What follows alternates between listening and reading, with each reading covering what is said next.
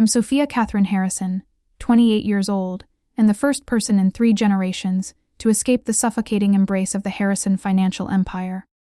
After enduring 6 years of building my tech startup in San Francisco, fighting tooth and nail to prove that algorithms and innovation mattered more than old money and family connections, I thought I had finally broken free from their golden cage. The phone call came at 2:47 a.m., my brother's voice breaking with panic as he told me Mom had suffered a severe stroke.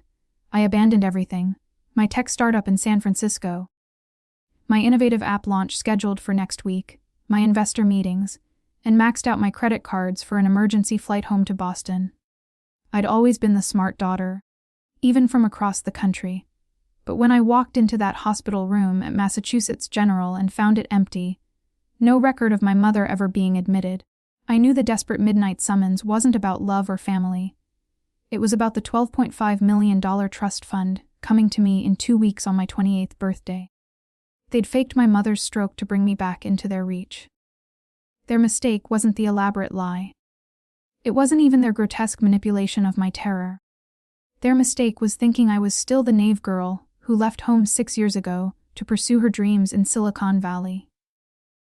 They taught me that blood means nothing when there's money involved. Now I would teach them something in return. The daughter they thought they could control had learned to code, to debug, to systematically solve problems. And unlike them, I was playing a game they couldn't even comprehend. The shrill ring of my iPhone cut through the darkness of my San Francisco loft, jerking me from sleep at 2:47 a.m. I fumbled for it, squinting at the screen through my exhaustion from coding until midnight. Jason, my brother, never called, especially not at this ungodly hour. Hello. My voice was thick with sleep and confusion. Sophia. Oh God, Sophia. Jason's voice cracked, punctuated by what sounded like hyperventilating. It's Mom. She's had a massive stroke. A really bad one. The doctors don't know if she's going to make it through the night. My body went ice cold as I bolted upright, suddenly completely awake. What? When? Is she in surgery? They rushed her to Mass General 2 hours ago. Dad's falling apart. Rachel is with him, but Mom was calling your name before she lost consciousness. His voice broke again. The neurologist said we should prepare for the worst. You need to come home, Sophia. Right now. I was already out of bed, switching on lights, my programmer's mind racing through logistics. Mom had always been healthy. Yoga every morning, Mediterranean diet, occasional wine her only indulgence. But she was 59 now, and strokes could happen to anyone. I'll be on the next flight. I promised, my throat constricting. Tell her to fight. Tell her I'm coming. After hanging up, I stood frozen for a moment, trying to process the catastrophe. Then I was moving with mechanical precision, throwing clothes into a suitcase, checking airline apps, my hands shaking so badly I had to restart my flight search twice. 5 hours later, I was standing in my startup's office, explaining the situation to Marcus, my co-founder and CTO at Technova Solutions. The morning California sun streamed through floor-to-ceiling windows, illuminating the whiteboards covered with our AI algorithms for the revolutionary financial planning app we'd spent 3 years developing. Family emergency, I said, gesturing to my packed bag. I have to go to Boston immediately. Marcus's dark eyebrows rose as he looked at my overnight bag. Sophia, the investor presentation with Goldman Sachs is in 4 days. We're talking about a $50 million Series B round. Do you understand what you're risking? My mother might be dying, I said, my voice cracking. I have to go. Marcus's expression softened slightly. Of course you do. But I can't delay the presentation. When you return, if you return in time, we'll figure it out. Translation. I was potentially throwing away everything I'd worked for. But what choice did I have? I understand, I said, though the words felt like daggers in my chest. The journey to Boston was a nightmare of airport delays, overpriced coffee, and mounting anxiety. I drained my emergency savings for a last-minute first-class ticket, the only seat available on 3 different flights, and spent the journey alternating between fitful sleep and frantic attempts to reach someone at Massachusetts General. Strangely, no one seemed able to connect me to my mother's ICU room or provide updates on her condition. The hospital operators kept transferring me to departments that claimed no knowledge of any stroke patient named Patricia Harrison. During my layover in Denver, my phone buzzed with a text from Dorothy, our longtime housekeeper who'd been like a grandmother to me growing up. Be very careful, Sophia. Nothing is as it appears. Trust no one. I immediately called her back, heart hammering, but an unfamiliar woman's voice answered, claiming Dorothy was at the grocery store and couldn't come to the phone. When I pressed for details about my mother's condition, she hung up abruptly. As the plane descended toward Logan Airport, memories of my complicated family dynamic surfaced like unwelcome ghosts. Dad had always been my supporter, encouraging my computer science degree, even when Mom thought tech was too masculine for me. He'd backed me when I'd announced I was moving to California to start my own company, while Jason and Rachel had accused me of abandoning the family investment firm, Harrison Capital Management, a mid-sized company that had provided wealth but never inspired innovation in me. Then there was the matter of Grandmother Harrison's trust fund. Unlike my siblings, who had received their portions of her estate immediately after her death, mine had been placed in a specialized trust that would mature on my 28th birthday. Just 2 weeks away. The unusual stipulation, I would only receive it if I pursued an independent career outside the family business. To ensure at least one Harrison breaks free from convention, Grandmother had written in her will, a final gesture of support that had simultaneously warmed my heart and created deep resentment among my siblings. Jason was waiting at baggage claim, his tall frame easy to spot among the crowd. My brother had always been handsome in that East Coast elite way. Dark hair, sharp features, perpetually tanned from sailing. But something seemed off about his demeanor today. His expression was appropriately grave, yet his eyes lacked the bloodshot appearance of recent tears. Sophia. He hugged me stiffly. Thank God you made it. How's Mom? Has there been any improvement? I asked immediately, searching his face for tells, a habit from years of debugging code and reading people. Jason hesitated just a fraction too long. It's still critical. The doctors are monitoring her around the clock. I want to go straight to the hospital. I insisted as he grabbed my suitcase and started walking toward the exit. Of course, he said, but his pace slowed noticeably. Though Dad was hoping you might stop by the house first to freshen up. The whole family is gathered there for support. The whole family. I frowned. Our extended family was scattered across New England. How critical is it? Jason. Let's just get you to the car, he said, avoiding my direct gaze. As we drove through Boston's familiar streets, I noticed significant changes since my last visit. New high-rise developments bearing the Harrison Capital logo stood where historic brownstones had once lined the streets. A gleaming office complex now occupied what had been Fenway Park's parking area. Jason followed my gaze and smiled with what seemed like forced pride. Impressive, right? We've expanded dramatically in the last 18 months. Dad's vision has really transformed our investment strategy. That must have required massive capital, I observed, my analytical mind automatically calculating the investment required. Jason's knuckles whitened on the steering wheel. We've had some very enthusiastic institutional investors.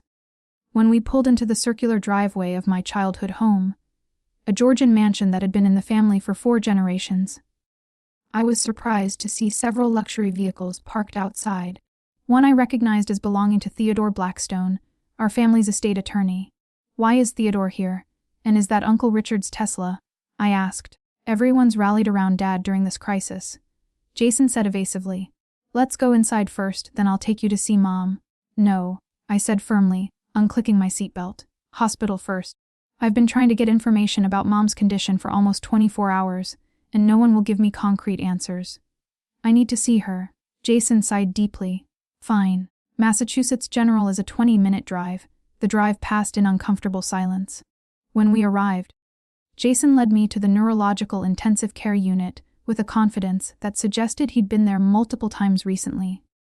But when we approached the nurse's station, the charge nurse looked genuinely confused. Room 3D14, Jason told her confidently. Patricia Harrison. The nurse frowned, typing rapidly into her computer. I'm sorry. We don't have any patient by that name in our system. That's impossible, Jason insisted, his voice rising slightly. She was admitted yesterday evening. Massive stroke. Sir, I've been on duty since yesterday afternoon. We haven't admitted anyone named Harrison, and room 314 has been empty since Monday. I turned to my brother, whose face had drained of all color. Jason, what's going on? There must be some mistake, he stammered. Maybe they transferred her to Brigham and Women's. Where is Mom? I asked coldly, the pieces starting to click together like solving a complex algorithm. Dorothy's cryptic warning, the avoided questions, Theodore's car in our driveway. Let's go back to the house, Jason said, his voice barely above a whisper. I can explain everything there. Is Mom even sick? I demanded, loud enough that several families in the waiting area turned to stare. Jason grabbed my arm, pulling me toward the exit. Not here, Sophia. Please, get your hands off me. I yanked away from him. Tell me the truth right now, or I swear I will cause a scene that will end up on every social media platform in this city. Jason's shoulders sagged in defeat. Mom's not here, he admitted quietly. She's at home. She had a minor dizzy spell, not a stroke. We may have exaggerated the severity. The betrayal hit me like a physical blow to the chest. You lied to get me here. I abandoned everything. My company, my investors, my future. We needed you to come home, Jason interrupted desperately. It's crucial, Sophia. Family crucial. He didn't explain further. Not really. The drive back was filled with vague statements about family obligations and how I'd been away too long. How I was missing important developments that required my input. By the time we pulled back into the driveway, my shock had crystallized into white, hot fury. I stormed into the house ahead of Jason, following the sound of voices to the formal dining room. There sat my family, not around a table set for a somber vigil during a medical crisis, but surrounded by laptops, financial documents, and legal papers. Mom looking perfectly healthy in her designer blouse and pearl necklace. Rachel, whose panicked voice had described our mother's life-threatening condition, now calmly reviewing spreadsheets on her tablet. Theodore, the family attorney, examining contracts. And Dad, my supposedly devastated father, standing by the window with a crystal tumbler of scotch, looking as robust and commanding as he had at last year's Christmas dinner. They all froze when I entered, a perfect tableau of guilt and surprise. Sophia, Dad recovered first, setting down his drink and moving toward me with arms outstretched. Sweetheart, you're home. I stepped back, avoiding his embrace. Don't you dare. Mom stood gracefully, smoothing her silk skirt. Sophia, I know you must be confused. Confused, I interrupted. I'm not confused. I'm furious. You lied to me. You made me think Mom was dying. We needed you to come home, Rachel said, as if that justified everything. For what? What was so important that you had to fabricate a medical emergency? The family exchanged meaningful glances, and Theodore cleared his throat uncomfortably. Perhaps we should all sit down, Dad suggested with forced calm. Have some lunch and we can explain everything rationally. I don't want lunch. I want the truth. Now, Dad sighed heavily. There's been a development with the family business. We needed to discuss it with you in person, not over some video call. A development so urgent it justified making me think you were on your deathbed.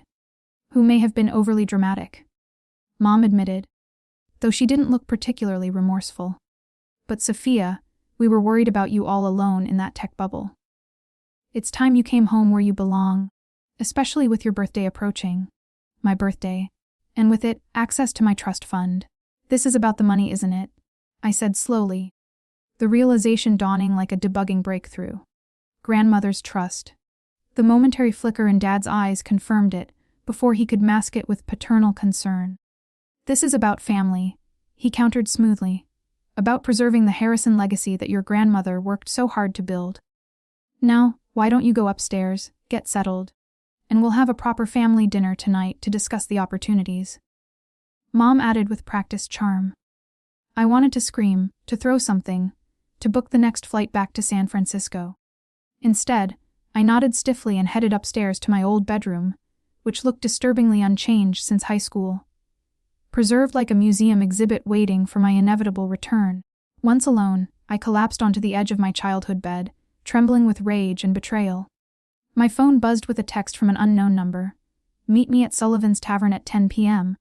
Come alone, Dorothy. Now I understood her cryptic warning. Dinner was an excruciating performance. Mom had prepared my favorite childhood meal, lobster risotto, clearly part of their manipulation strategy. The conversation remained superficial, though I caught significant glances exchanged between my parents whenever the topic approached my life in San Francisco, or my approaching birthday. After dinner, Dad invited everyone for brandy in his study, but I claimed exhaustion and jet lag. No one protested much. They probably wanted to strategize without me present anyway. In my room, I changed into dark jeans and a hoodie, then slipped out the back door at 9:45. Sullivan's Tavern was a 15-minute walk, a neighborhood pub that had barely changed since my college days. Dorothy sat in a corner booth, her silver hair impeccably styled as always, weathered hands wrapped around a mug of tea. At 72, she remained sharp-eyed and formidable. A former economics professor who had worked for our family for 20 years, and never hesitated to speak her mind.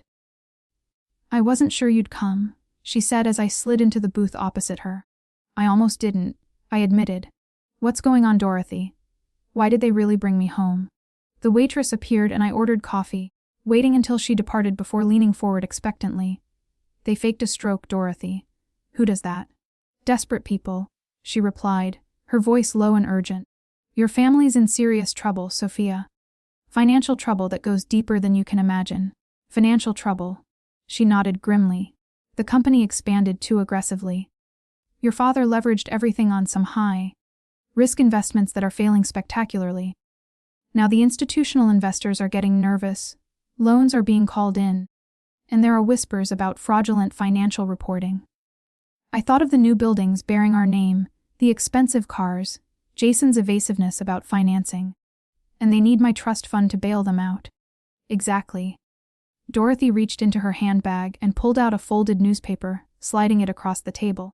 It was a financial section from 2 months ago featuring a small, but damning headline: "Harrison Capital under investigation for investment irregularities." "This is just the beginning," Dorothy continued. "I've been watching them scramble for months.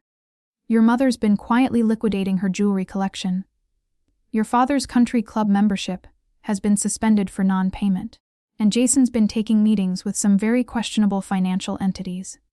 The kind that charge interest rates that would make loan sharks blush." "Why are you telling me this?" I asked. Though I already knew.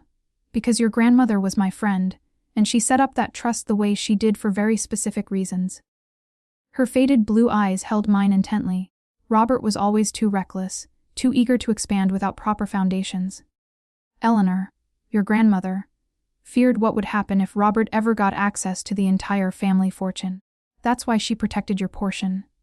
The coffee arrived and I wrapped my hands around the warm mug, trying to process everything.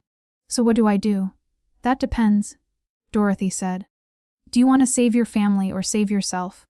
I barely slept that night, Dorothy's question echoing in my mind like a persistent bug in code. By morning, I had decided on a strategy. I would appear to cooperate while systematically gathering data.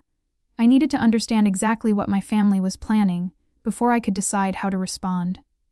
At breakfast, I apologized for my reaction the previous day, explaining that the shock and exhaustion had gotten the better of me. The relief on their faces would have been amusing if the situation weren't so serious. "We understand completely, sweetheart," Mom said, squeezing my hand. "We should have been more thoughtful about how we brought you home." "I'm just grateful Mom's okay," I replied with practiced sincerity. "And I'm here now, so let's discuss what's really happening." Dad exchanged a glance with Mom before clearing his throat. After breakfast, "Theodore is returning to walk us through some investment opportunities for the family business. Opportunities where your participation would be particularly valuable."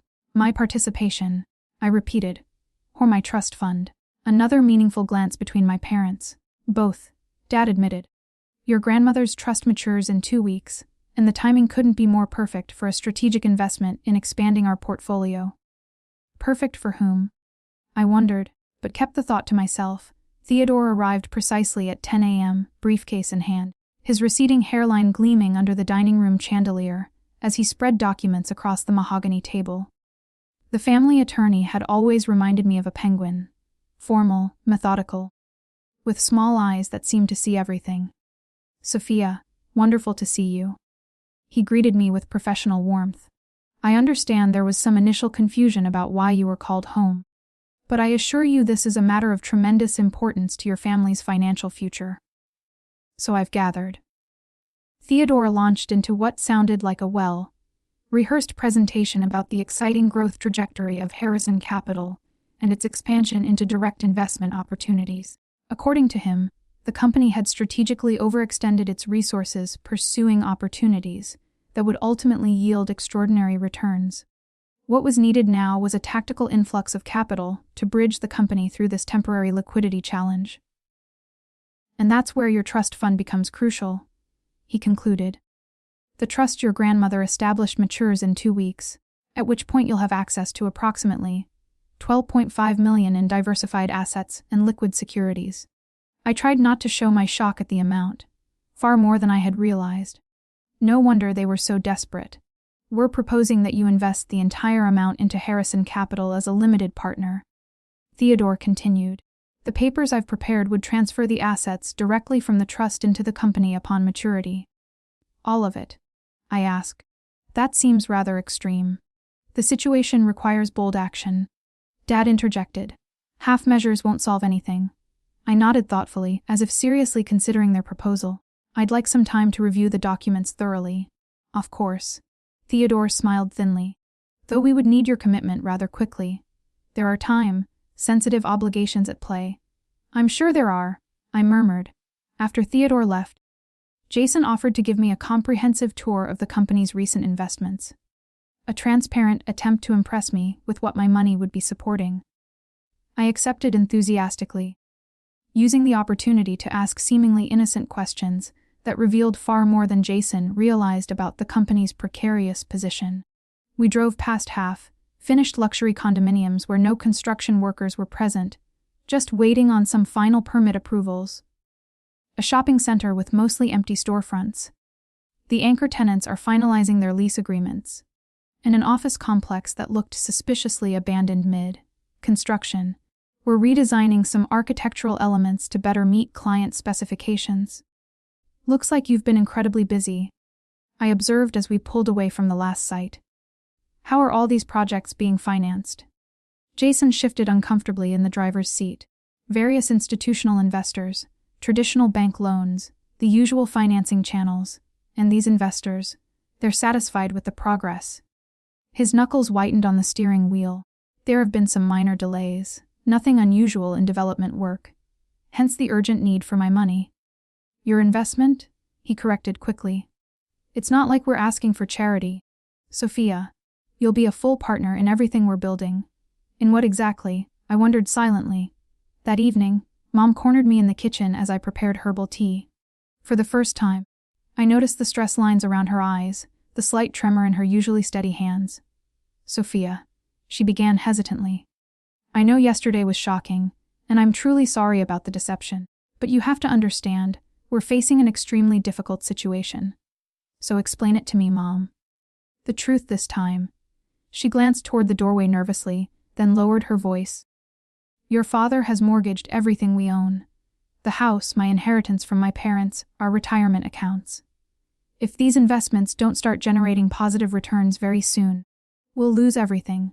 For a moment, her vulnerability seemed genuine, and I felt a flicker of sympathy. Then she continued, That's why we need your trust fund, Sophia. It's the only way to save our family. And there it was. Not, we need your help, or, we need your business expertise. But, we need your trust fund. As if the money were already theirs to claim. I need some time to process all this, I said, taking my tea and retreating to my room. That night, I carefully examined the documents Theodore had left, photographing key pages with my phone. The legal language was complex, but the intent was crystal clear. Upon my 28th birthday, all assets from my grandmother's trust would be immediately transferred to Harrison Capital with me, receiving only a minority partnership interest that could be diluted at the board's discretion. A board controlled entirely by my father and Jason. In essence, I would hand over my entire inheritance and receive virtually nothing in return, except the privilege of helping bail out my family's failing business. In my childhood desk drawer, I found an old letter from my grandmother tucked inside my college textbooks. The yellowed paper crackled as I unfolded it. My dear Sophia, by the time you read this, I will likely be gone. I've structured your portion of the inheritance to protect it from those who might see it as a solution to problems of their own making. Trust your instincts, especially when it comes to family. The Harrison independence runs strong in you, but remember that it can be both a gift and a burden. Love always, Grandmother Eleanor. I traced her familiar handwriting with my finger. feeling a renewed connection to the woman who had anticipated this exact scenario years ago. The next morning, I made a crucial call to William Chen, my grandmother's former attorney, who had originally established the trust, now practicing in New York. He sounded surprised to hear from me, but quickly grew concerned when I explained the situation. This is exactly what Eleanor feared would happen. He sighed. Your father attempted to challenge the terms of the trust immediately after Eleanor died, wanted all the money consolidated under family business control. Can they access it without my explicit consent? I asked. Absolutely not. The trust was designed to be ironclad. Only you can authorize any transfer of assets once you turn 28. He paused. In fact, Eleanor insisted on additional protections I built into the structure. If anyone attempted to coerce or manipulate you regarding the trust, there are provisions that could redirect the assets to educational charities instead. A weight lifted from my shoulders. So they can't force me to sign anything. No, they cannot. But Sophia, his voice grew cautious. If they're desperate enough to fake a medical emergency, they may be desperate enough to try other measures. Be extremely careful. I spent the day playing the role of the dutiful daughter, asking questions about the business that made my family believe I was seriously contemplating their proposal. With each conversation, I gathered more evidence of their financial mismanagement and increasingly desperate situation. By evening, I had pieced together a disturbing picture. Harrison Capital had essentially been operating as an elaborate Ponzi scheme for the past 18 months, using new investor money to pay returns to earlier investors while funding my family's lavish lifestyle. My trust fund was their last hope of avoiding not just bankruptcy, but potentially serious criminal charges for securities fraud. As I prepared to meet Dorothy again to share what I'd discovered, Rachel knocked on my bedroom door. My sister had always been the family's diplomatic envoy, the one sent to smooth over difficult situations with her charm and persuasion skills. Hey, she said, leaning against the doorframe with studied casualness. Want to escape for a bit? There's a great new spa downtown that specializes in stress relief. My treat. The invitation was so transparent I almost laughed, but a sister's day out might provide opportunities for more intelligence gathering. Sure, I agreed. That sounds perfect. The spa was exactly what I'd expected. Overpriced and pretentious, but it provided cover for lunch afterward at an upscale restaurant where Rachel could pretend we were just sisters reconnecting. 2 glasses of wine into the meal, her carefully constructed facade began to crack. You don't know what it's been like, she complained, swirling her empty glass between manicured fingers. Dade's been impossible to work with. Constantly changing investment strategies, making promises to clients he can't possibly keep. And Jason's no better. He's been moving money into his personal accounts for months. Thinks nobody notices. I kept my expression neutral, encouraging her to continue. That must be incredibly stressful. Stressful doesn't begin to cover it. Last month, I had to prevent Dad from using Mom's trust fund for some insane cryptocurrency venture. Can you imagine? The only money we have left that isn't tied up in these disasters. I thought Mom already contributed her inheritance, I said, recalling our kitchen conversation. Rachel rolled her eyes dramatically. She told you that. Classic Mom, always playing the martyr. No, she's kept her trust fund completely separate. Smart woman. She leaned forward conspiratorially. Between us, I think she's preparing for the worst case scenario. She's been quietly transferring assets into her maiden name for months. Interesting. So even my mother didn't fully trust the family business she was pressuring me to invest in. What happens if I don't sign over my trust fund? I asked casually. Rachel's expression darkened immediately. Don't even joke about that possibility. We're talking complete bankruptcy, federal lawsuits, maybe criminal charges. Dad's been working with some very untraditional financing sources. People you definitely don't want to disappoint. Sounds serious. It is. She grabbed my hand suddenly, her grip surprisingly strong. Sophia, I know how this all appears. The way we brought you home was wrong, but we're still family. We need to stick together through this. I squeezed her hand, wondering if there was any genuine concern for me in her plea, or if I was simply the solution to their problems. I'm thinking about it seriously, Rachel. I really am.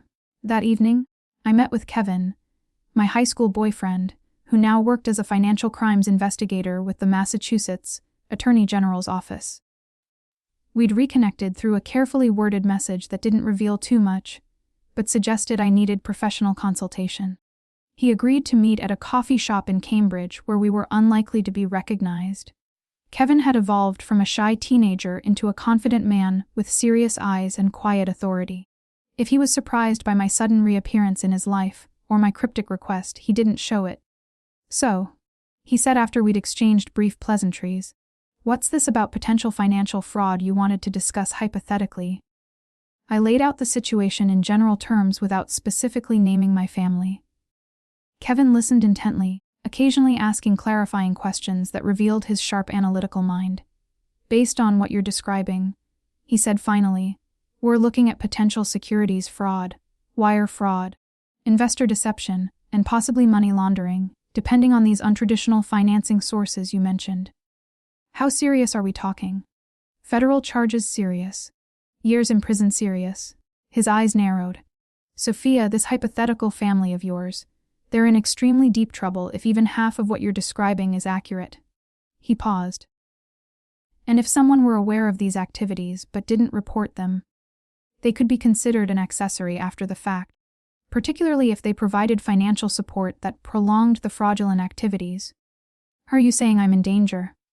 "Because people facing this kind of exposure sometimes make desperate choices." He lowered his voice. "If this is about your family, and I think we both know it is, be very careful. Document everything you can, but watch your back."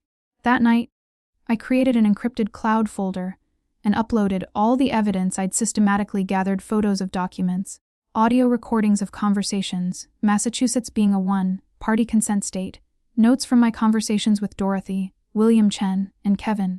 I also wrote a detailed timeline of events since the fake stroke call, while the details were still fresh in my memory. The next morning, Dad announced that a major institutional investor was arriving in town in 3 days and needed assurance of new capital, creating an artificial deadline for my decision. The manufactured urgency was completely transparent, but it provided a perfect timeframe for my counter strategy. 3 days should be sufficient, I agreed. I just need to make a few calls to wrap up loose ends in San Francisco. The relief on Dad's face was almost comical. He genuinely believed I was capitulating to their demands. While my family thought I was reluctantly coming around to their plan, I was systematically building a case against them. Dorothy introduced me to her nephew, a private investigator who specialized in financial crimes. For a substantial fee paid from my emergency credit line, he provided a comprehensive report on the family's hidden assets, offshore accounts in the Cayman Islands, property held under shell companies, and evidence of systematic financial misrepresentation spanning multiple years. With each discovery, my resolve strengthened. This wasn't just about protecting my inheritance anymore. It was about justice for the community members whose investments had been squandered, the contractors who hadn't been paid, and the employees whose livelihoods were in jeopardy because of my family's greed and mismanagement. Kevin helped connect me with the appropriate regulatory authorities, and William Chen arranged for formal complaints to be filed with multiple agencies. Time to coincide with the deadline my father had established. The evening before I was supposed to sign the papers, the family organized what amounted to an emotional siege, a gathering of extended family members, all with prepared speeches about Harrison family loyalty and the importance of standing together during challenging times. Cousins I hadn't seen in years suddenly materialized.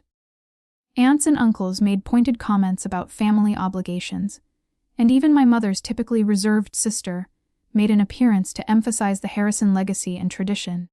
I sat through it all with a polite smile, playing my part as the successful daughter considering her family's appeals.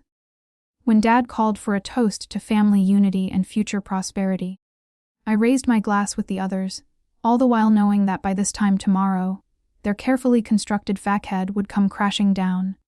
That night, as the house finally quieted, I sat at my childhood desk and wrote out exactly what I would say the next morning when Theodore arrived with the final documents. The words flowed easily now that I had complete clarity about what needed to be done. My phone buzzed with a text from Kevin. "Everything in position for tomorrow. Are you absolutely sure about this?" I thought about my grandmother's letter, about Dorothy's unwavering support. about the community members who would lose their life savings if the scheme continued. Most of all, I thought about the calculated deception that had brought me home. The fake tears, the imaginary stroke, the willingness to exploit my love for my mother to get what they wanted. "I'm sure," I texted back. Time to end this charade. I woke before dawn on the day of reckoning. My mind surprisingly clear and focused. For a moment, I lay in my childhood bed, staring at the glow, in the dark stars my father had helped me stick to the ceiling when I was 10. The memory was bittersweet. That caring father felt like a different person entirely from the man who had orchestrated this elaborate deception. By 7 a.m., I was dressed in the most professional outfit I'd packed, a navy blue suit that projected both confidence and authority. The house was already stirring with unusual energy vibrating through the halls. Mom was in the kitchen arranging pastries on the good china, reserved for special occasions. "You're up early," she commented, her eyes assessing my outfit. "And dressed for business. It's a business decision, isn't it?" I replied calmly, pouring myself coffee. She paused, then gave me a tight smile. "It's a family decision. Theodore will be here at 9, she added. Upstairs, I could hear Dad on the phone, his voice carrying that forced jovial tone he used when assuring investors everything was proceeding perfectly. Jason was presumably collecting Theodore, and Rachel was likely still sleeping off yesterday's wine. With an hour to spare, I walked to the end of our street where Kevin waited in an unmarked car, engine running. "Last chance to reconsider," he said as I slid into the passenger seat. I handed him a USB drive containing copies of all the evidence I'd systematically gathered. "Not a chance. Is everyone in position? SEC, FBI, Massachusetts Attorney General's office, all standing by. They'll move on my signal." His expression grew serious. "Sophia, you understand what this means for your family, right? There's no undoing this." "I know exactly what it means," I replied firmly. I thought of the investors who would lose everything if the scheme continued, of the employees who would eventually be left without jobs or pensions when it inevitably collapsed. This isn't just about me anymore. Back at the house, Jason had returned with Theodore, who was setting up his documents on the dining room table with the precision of a surgeon preparing instruments. Dad stood nearby, a crystal tumbler of bourbon in his hand despite the early hour. Mom was adjusting flower arrangements, a nervous habit from her days organizing charity galas. "Where's Rachel?" I asked, noticing my sister's absence. "Getting ready," Mom replied tersely. "She'll be down momentarily." Dad cleared his throat ceremoniously. "Before we begin with the formalities, Sophia, I want to thank you for approaching this situation rationally. I know it was initially shocking, but you've proven yourself a true Harrison by putting family first." The irony of his statement might have been amusing under different circumstances. Theodore motioned me to the table. "I've prepared the final transfer documents based on our extensive discussions. Once signed, these will take effect on your 28th birthday, transferring the trust assets directly into Harrison Capital accounts." I took the seat opposite him, scanning the papers with deliberate thoroughness. "I'd like to understand exactly what I'm signing first. Would you mind explaining each document for the record?" I placed my phone on the table, its recording function already activated. Theodore glanced at Dad, who nodded impatiently. "Of course, though it's quite straightforward." As Theodore launched into his detailed explanation, the front doorbell rang insistently. Mom frowned, clearly not expecting visitors at this crucial moment. "Who could that be at this hour?" she asked with obvious irritation. "I'll handle it," Jason offered, but I was already on my feet. "No need. I've got it." I opened the front door to find William Chen, my grandmother's attorney, flanked by 6 serious-looking individuals in dark suits. Behind them, Kevin stood with several uniformed officers. "William," I said loudly enough for everyone inside to hear clearly. "Thank you for coming so promptly. Please, all of you, come in." The look on Dad's face as the group filed into our marble foyer was worth every sleepless night of the past week. Shock giving way to confusion, then dawning horror as badges were displayed and formal introductions made. "Charles Harrison."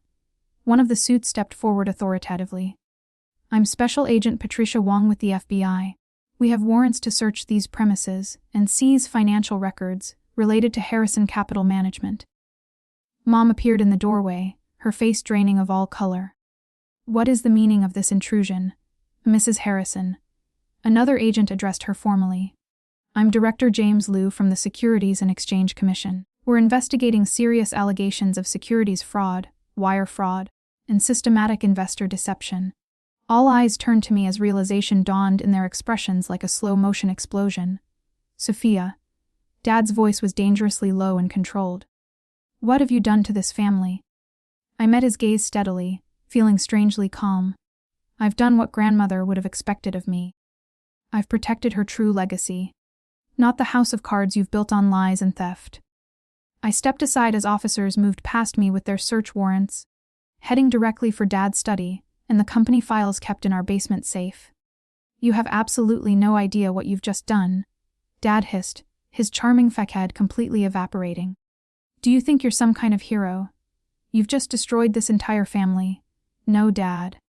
You did that when you decided to lie, cheat, and steal from innocent people, and when you faked a stroke to manipulate me into funding your fraud scheme. Theodore was frantically trying to gather his papers, but an SEC agent intercepted him smoothly. Those documents are potential evidence, sir. Please step away from the table. Jason lunged toward me, his face contorted with pure rage, but Kevin stepped between us with professional calm. That would be an extremely poor decision, Mr. Harrison. You little. Jason snarled over Kevin's shoulder. You think you're so brilliant. You have no idea who you're dealing with, what powerful connections Dad has built over the years. We'll beat this easily, and when we do, that's enough. The FBI agent interrupted firmly. Mr. Harrison, please step back immediately, or we'll have to restrain you. Mom collapsed into a chair, her perfect composure finally cracking like expensive porcelain. Sophia, how could you do this to us? We're your family. That's exactly why I had to do it, Mom. Because real family doesn't exploit each other. Real family doesn't lie and manipulate to get what they want. I opened my briefcase and pulled out the folders of evidence I'd meticulously compiled. I found the records of what you did to Aunt Catherine, Dad. Your sister, the one you told me died in that car accident. She didn't, did she? You did the same thing to her that you tried to do to me. Only she didn't have anyone to warn her. Dad's face went ashen. Who told you about Catherine? Public records are fascinating resources. I replied coolly. So are suicide notes that mention financial betrayal by trusted family members, and old newspaper articles about sisters contesting wills and losing everything to legal manipulation. Rachel appeared on the staircase, still in her silk robe, gaping at the chaotic scene below. What's happening down there? Your sister has decided to betray her own family, Dad snapped venomously. No, I corrected him with steel in my voice. I've decided to stop this family from betraying everyone else. Do you have any idea how many people in this community have invested their retirement funds in your projects? How many contractors you've left unpaid? How many employees will lose everything when this all comes crashing down? We could have fixed everything with your money, Jason insisted desperately. One strategic investment, and we would have turned the entire situation around. Like you've turned around the last 3 Jour things. I shook my head. This wasn't about saving the business, Jason. It was about saving yourselves from the consequences of your criminal actions, and I refused to be part of it. As agents continued to systematically search the house, more disturbing details of the family's financial crimes emerged through their professional conversations. Dad had been running what amounted to an elaborate Ponzi scheme for over 2 years, using new investor money to pay returns to earlier investors while skimming millions for the family's extravagant lifestyle. Mom had been fully complicit, helping to charm wealthy prospects at dinner parties and exclusive social events. Jason had specialized in creating falsified financial projections, while Rachel managed the complex web of shell companies that obscured their criminal activities. Charles Harrison, you're under arrest, Agent Wang announced, reading him his rights as another officer produced handcuffs with practiced efficiency. Dad fixed me with a final venomous glare as the cold metal closed around his wrists. You're no longer my daughter. I stopped being your daughter the moment you saw me as nothing but a solution to your financial problems. I replied, my voice steadier than I felt inside. Mom and Jason were also placed under arrest, their rights read to them as they were led to separate vehicles with flashing lights. Theodore was taken in for questioning, his professional demeanor crumbling as he realized the serious legal jeopardy he faced for his central role in facilitating the scheme. Only Rachel remained temporarily free, as her involvement appeared less direct than the others, though she would face questioning later. As officers escorted her upstairs to dress before her interview, she paused beside me with tears in her eyes. "You could have warned me," she whispered desperately, "given me a chance to get out before this happened. Like you warned me about what was really happening when you called me in San Francisco." I countered. "You made your choice, Rachel."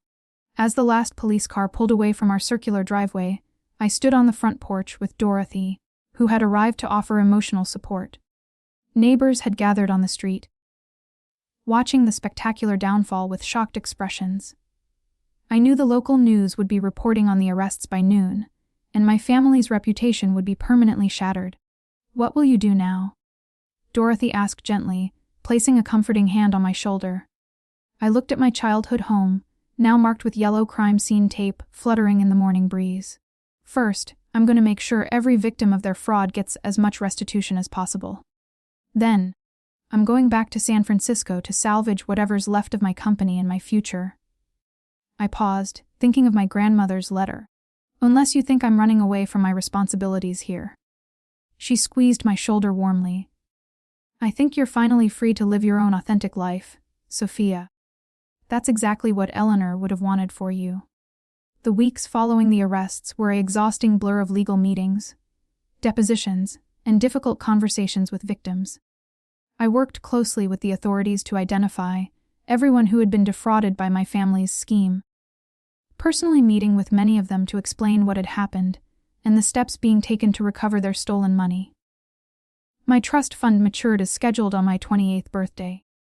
Working with William Chen, I established a comprehensive restitution fund for investors and contractors who had been defrauded, using a significant portion of the trust assets, while maintaining enough for my future security and my company's needs. The legal case against my family moved swiftly, with overwhelming evidence leading all of them to seek plea agreements, rather than face lengthy trials with uncertain outcomes. Dad and Jason received substantial federal prison sentences for their central roles in orchestrating the fraud scheme. Mom and Rachel negotiated lesser sentences in exchange for full cooperation, providing crucial information that helped recover additional hidden assets. Theodore, the family attorney, lost his license to practice law permanently and faced his own serious criminal charges for his essential role in facilitating and covering up the fraud.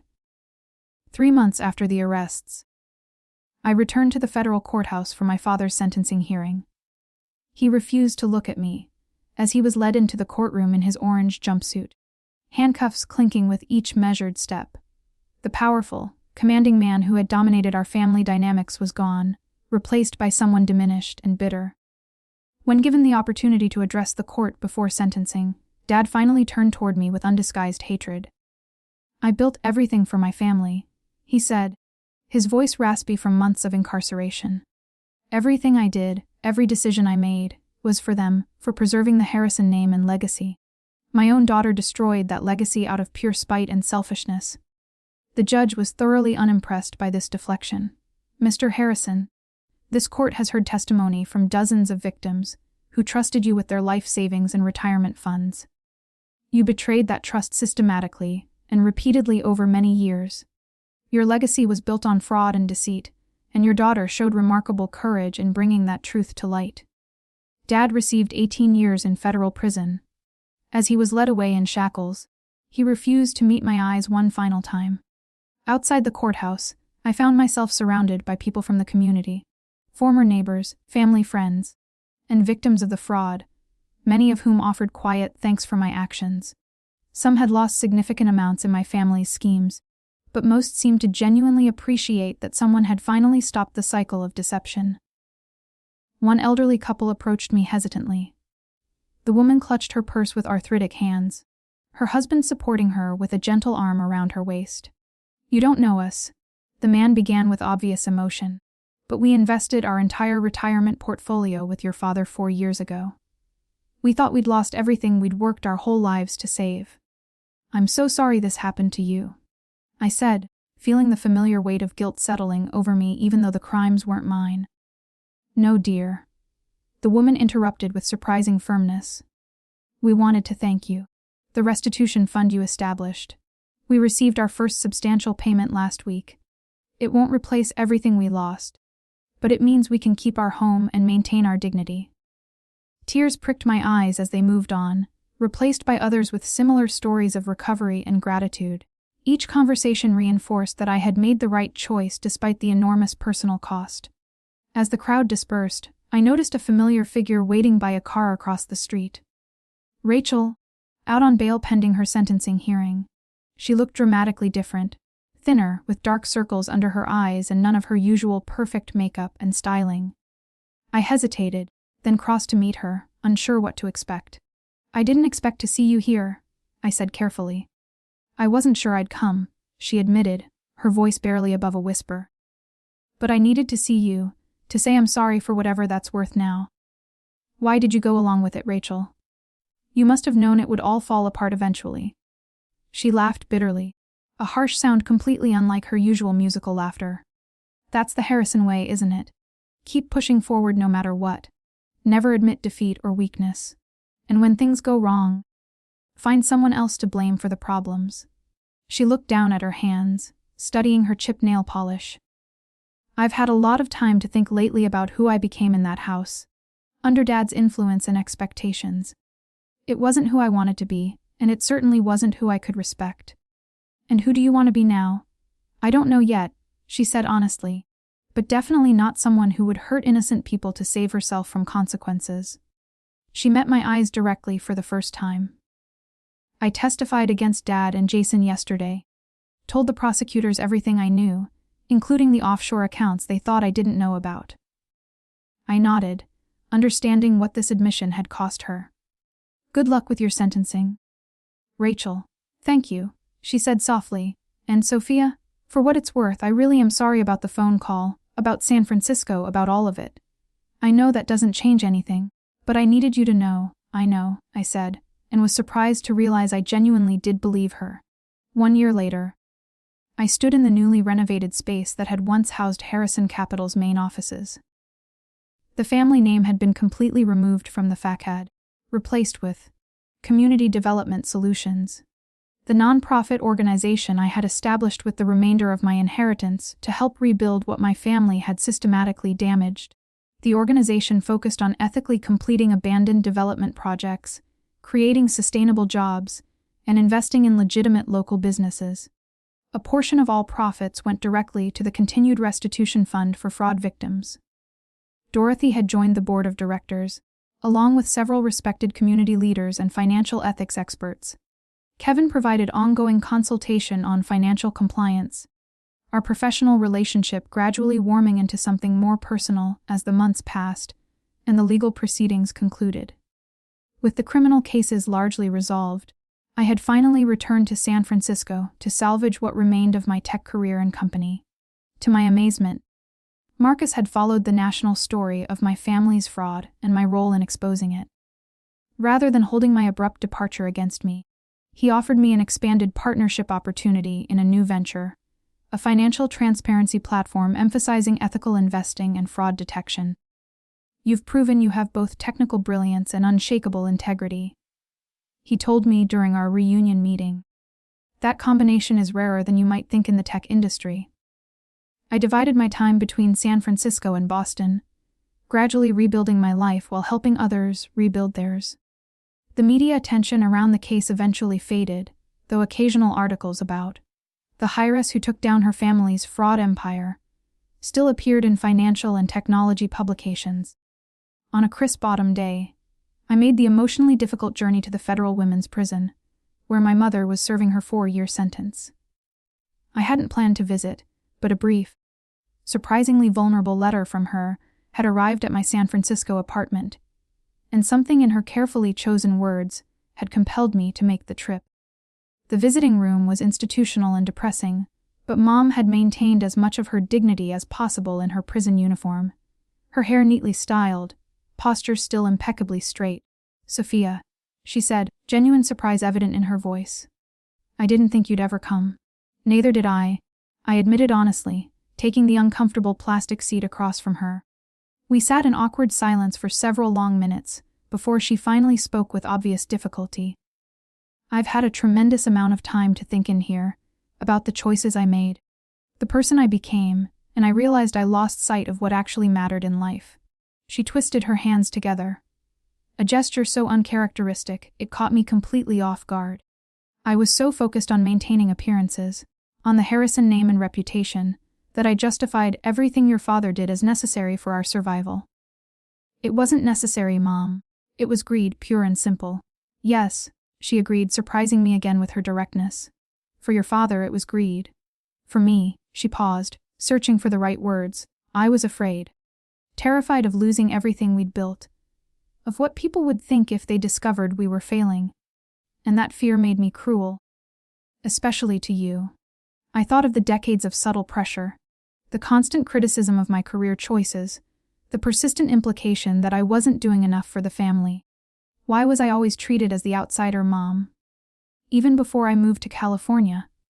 Because you reminded me of who I could have been if I'd had your courage, she said, her eyes filling with tears, another shocking departure from the controlled woman I'd known my entire life. I had dreams once too, before I married your father. Computer science scholarships I turned down because my parents thought it was impractical for a woman. I never knew that. No one did. I buried that part of myself so deeply, I almost forgot it existed entirely. She wiped her eyes with the back of her hand. When you chose your own path despite our disapproval and pressure, it stirred up all those old regrets and resentments. It was easier to resent you than to face my own choices and limitations. It wasn't an excuse for what she'd done, but it was perhaps the most honest conversation we'd ever had in our entire relationship. We talked for the remainder of the visiting hour, not resolving everything. That would take years, if it was possible at all, but establishing a tentative foundation for whatever relationship might emerge from the rubble of our past. As I prepared to leave, Mom asked the question I'd been expecting throughout the visit. Have you visited your father?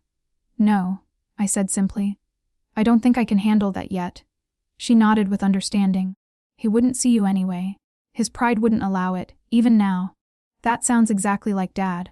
Sophia, she called as I stood to leave. What you did with the restitution fund, with helping all those people, it was the right thing. I want you to know I can see that now, even if I couldn't before. 3 years to the day after my family's arrests, I stood on the rooftop terrace of my San Francisco apartment, watching the sunset paint the city skyline in brilliant oranges and pinks. My phone buzzed with a text from Kevin, who was flying in the next morning to spend a long weekend with me. Dorothy had sent photos of the community garden project our foundation had just completed on what had once been an abandoned Harrison development property. The transformation was remarkable. Vibrant vegetables and flowers growing where concrete and broken promises had once stood. Elise, recently released from her 18-month sentence, had started working with a prison reform advocacy group, channeling her communication skills into something genuinely meaningful. We exchanged cautious, but increasingly warm emails every few weeks, slowly rebuilding trust. Dad and Jason remained in federal prison, neither having shown any remorse or made any attempt to contact me. That pain would always be there, a dull ache beneath my ribs when I thought of them, but it no longer defined my daily existence or limited my possibilities. My phone rang. Marcus calling from our office where final preparations were underway for our platform's debut at the Tech Innovation Summit. We've got a problem with the fraud detection algorithm, he said without preamble. I need you here immediately. On my way, I replied, already reaching for my jacket. As I stepped out into the San Francisco evening, I felt a profound sense of peace that had been elusive for so long. The inheritance my grandmother had protected for me had ultimately served a greater purpose than she could have ever imagined, helping to right the wrongs committed in our family name and preventing countless others from suffering the same fate. I had lost the family I was born into, but found the strength to build something new and meaningful from the ashes. A life of purpose, integrity, and genuine connection with people who valued those same principles. And perhaps that was the true legacy my grandmother had always wanted for me. What would you do if the people who should love you most tried to steal everything from you? Would you forgive and forget, or would you fight back for justice? Let me know your thoughts in the comments. And if this story of family betrayal and ultimate justice resonated with you, hit that like button and subscribe for more real life drama and inspiring stories of courage every week.